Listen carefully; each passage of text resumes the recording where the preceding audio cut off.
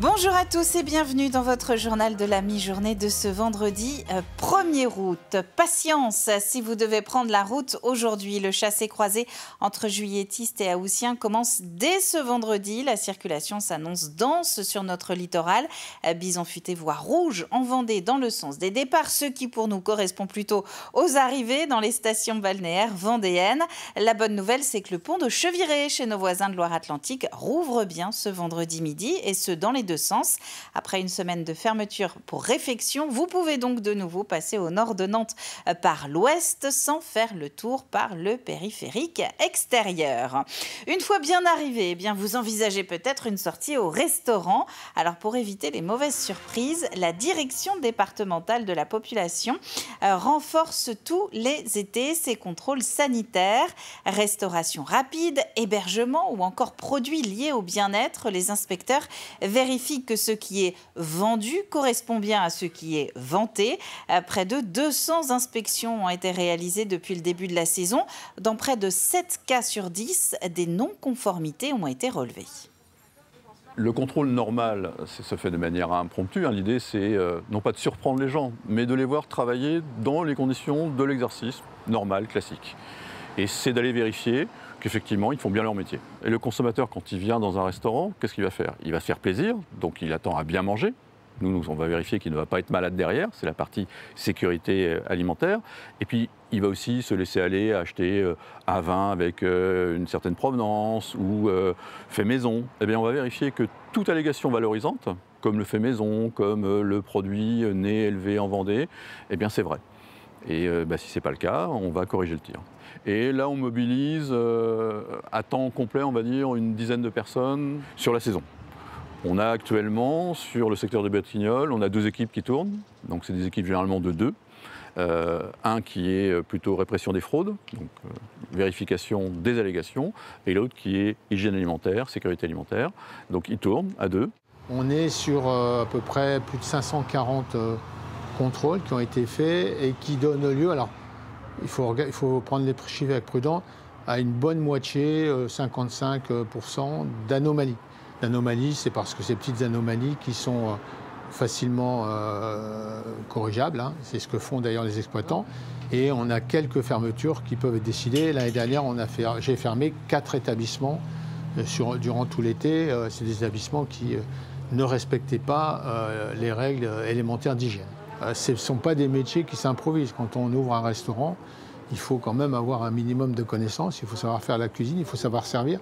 Donc c'est aussi une occasion d'entretenir ce travail qui est absolument nécessaire et de contribuer à la formation et au recrutement, parce que ce sont des secteurs d'activité qui ont des difficultés à recruter. Ces contrôles sont aussi une occasion de sensibiliser toute la profession à ces problématiques. La solidarité, elle ne prend pas de vacances. L'éco-recyclerie Maréchine Recycle la Vie organise cet été avec le journal de Mickey une collecte de jouets par le biais des clubs de plage. D'ici au 30 août, si vous passez par les Corsaires ou par les Belugas à Saint-Gilles-Croix-de-Vie, vous pouvez faire don des jouets qui ne servent plus à la maison. Cyril Guillet. Tous les matins, le propriétaire du club des Belugas de Saint-Gilles-Croix-de-Vie met à disposition du public une borne éco-maison, un bac de collecte dans lequel chacun peut déposer des jouets.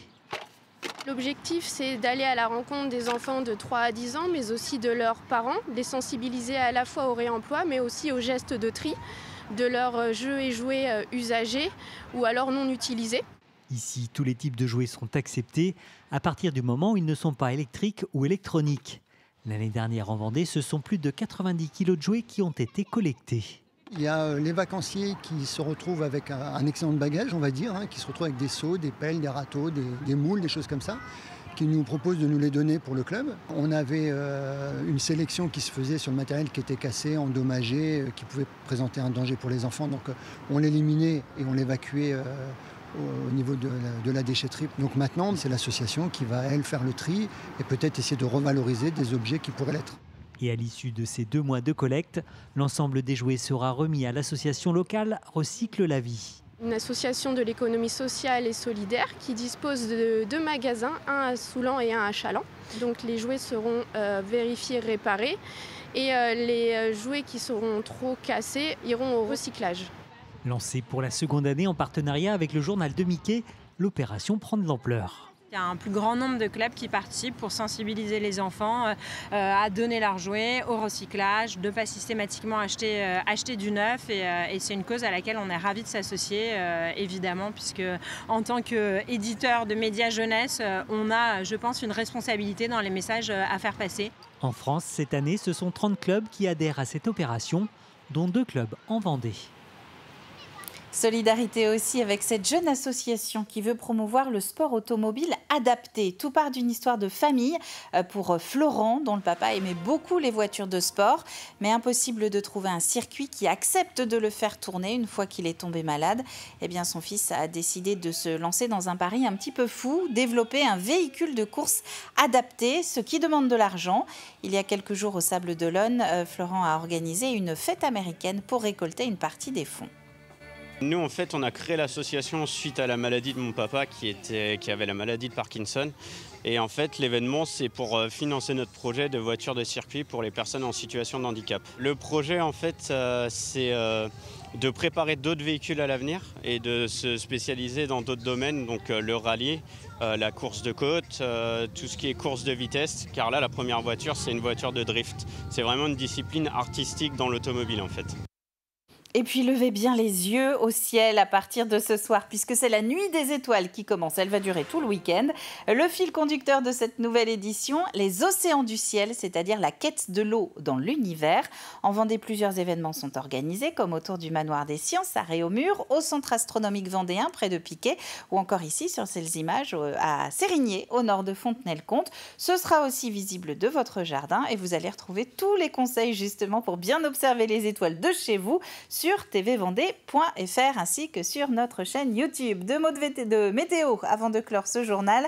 Vous allez voir pour ce vendredi après-midi, eh bien, un 1er août qui s'annonce assez ensoleillé, mais encore avec quelques nuages malgré tout, et ce sur l'ensemble du département. Température 22 sur le littoral et jusqu'à 27 dans le sud Vendée. C'est la fin de ce journal. Merci à vous de l'avoir suivi. On se retrouve maintenant à 18h pour le prochain point sur l'actualité. D'ici là, très bon après-midi à vous tous sur TV Vendée.